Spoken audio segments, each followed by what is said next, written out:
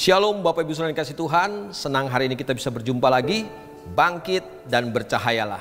Hari ini saya mau mengajak kita untuk merenungkan lagi firman Tuhan yang saya ambil dari kitab Bilangan pasal yang ke-13. Kita akan membaca mulai ayat yang ke-25 sampai dengan ayat yang ke-33. Tetapi untuk hari ini saya akan membacakan ayat ke-30 saja buat setiap kita. Demikian firman Tuhan. Kemudian Kaleb mencoba menentramkan hati bangsa itu di hadapan Musa, katanya, "Tidak, kita akan maju dan menduduki negeri itu, sebab kita pasti akan mengalahkannya."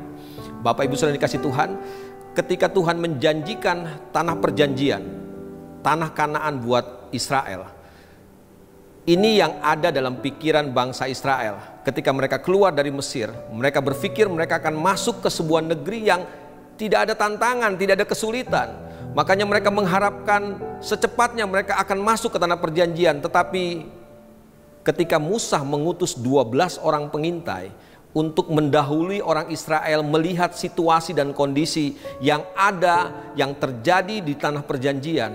Dan ini laporan mereka, saudara, bahwa 10 orang pengintai mengatakan bahwa tanah ini memang tanah yang subur, negeri ini negeri yang subur, luar biasa, kaya dengan susu dan madu. Tetapi ini yang terjadi, saudara, ini yang mereka lihat, bukan cuma negeri yang subur, tetapi ada orang-orang yang tinggi besar, ada orang-orang raksasa di sana, ada orang-orang yang siap berperang, ada orang-orang yang sudah terlatih berperang. Dan yang lebih menakutkan lagi buat mereka adalah mereka berkata begini, di sana penduduknya itu makan orang, saudara. Dan ketika orang Israel mendengar kabar ini, saudara, apa yang terjadi? Mereka begitu takut, mereka begitu cemas. Mereka lupa bahwa yang menjanjikan tanah perjanjian itu bukan manusia.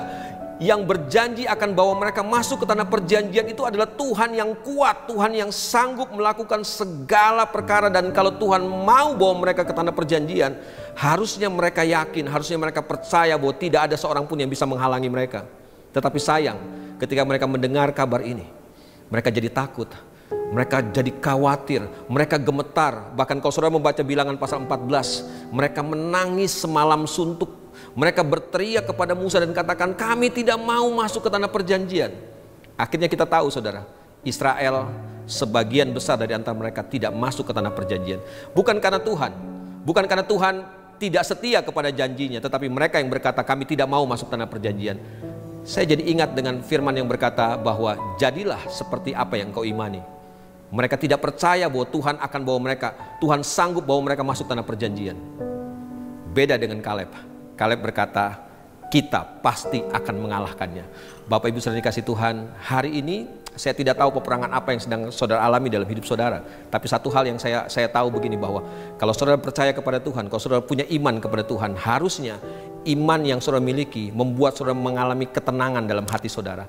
Sebab buat saya, peperangan terbesar bukan di luar kita, peperangan terbesar adalah di dalam kita. Maka yang harus kita menangkan adalah peperangan di dalam kita. Kuatkan hatimu dan percayalah, imanmu akan membuat engkau melihat banyak mujizat, akan membuat engkau melihat banyak sekali pertolongan Tuhan, melihat banyak sekali kuasa Tuhan. Oleh sebab itu, hilangkan ketakutanmu.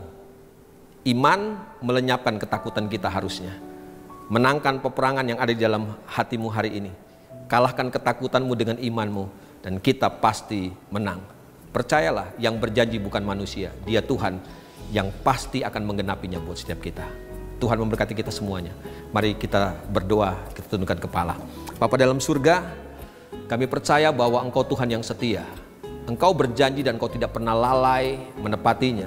Kadang-kala yang membuat kami tidak bisa melihat janji Tuhan, bukanlah karena Tuhan berubah, bukan karena Tuhan kehilangan kekuatan, bukan karena Tuhan kehilangan kuasa, tetapi kami nggak percaya kepada apa yang Tuhan janjikan. Maka kami nggak pernah lihat itu terjadi dalam hidup setiap kami.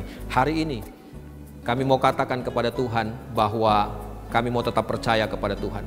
Kami mau tetap beriman kepada Tuhan. Karena sesungguhnya apapun yang kami hadapi, pergumulan, tantangan, peperangankah, kami percaya kami akan pasti memenangkan setiap peperangan kami. Karena yang menyertai kami bukan manusia, yang menyertai kami adalah Tuhan yang hidup.